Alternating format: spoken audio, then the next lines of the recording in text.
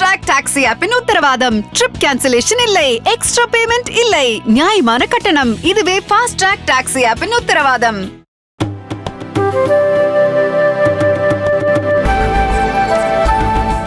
தேர்தல் பத்திரங்கள் மூலம் லாட்டரி அதிபர் மார்டினின் நிறுவனத்திடம் திமுக 509 கோடி ரூபாய் பெற்றிருப்பது தெரியவந்துள்ளது.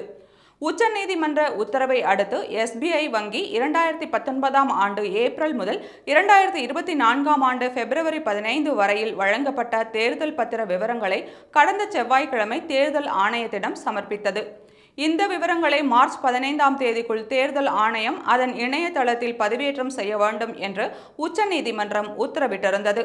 அதன்படி தேர்தல் ஆணையம் தேர்தல் பத்திர விவரங்களை அதன் தளத்தில் பதிவேற்றம் செய்துள்ளது.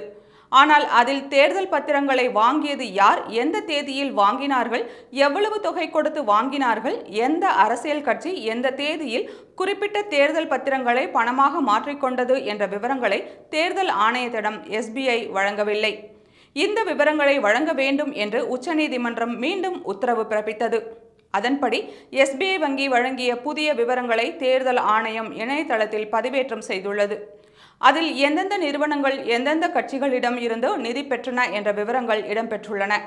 அதன்படி லாட்டரி அதிபர் மார்டினுக்கு சொந்தமான ஃபியூச்சர் கேமிங் நிறுவனம் 509 கோடி ரூபாயை திமுக தேர்தல் பத்திரங்கள் மூலம் நன்கொடையாக கொடுத்தது தெரியவந்துள்ளது. இதேபோல் அதிமுக தேர்தல் பத்திரங்கள் மூலம் 6 கோடி ரூபாய் பெற்றுள்ளது. அதில் 5 கோடி ரூபாயை சென்னை சூப்பர் கிங்ஸ் நிறுவனம் கொடுத்துள்ளது. இது தவிர கோயம்புத்தூரை தலைமையிடமாக கொண்ட லக்ஷ்மி மெஷின் ஒர்க்ஸ் என்ற நிறுவனமும் தேர்தல் பத்திரம் மூலமாக 1 கோடி ரூபாயை அதிமுகவுக்கு நிதியாக வழங்கியுள்ளது.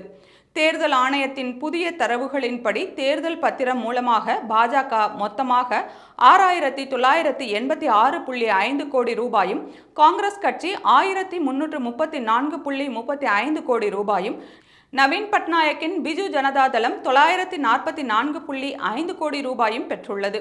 அதேபோல ஜெகன்மோகன் ரெட்டியின் YSR காங்கிரஸ் கட்சி 442.8 கோடி ரூபாயும், சந்திரபாபு நாயுடுவின் தெலுங்கு தேசம் கட்சி 181.35 கோடி ரூபாயும், மமதா பானர்ஜியின் திரிணாமுல் காங்கிரஸ் 1397 கோடி ரூபாயும் தேர்தல் பத்திரங்கள் மூலமாக பெற்றிருப்பது தெரியவந்துள்ளது.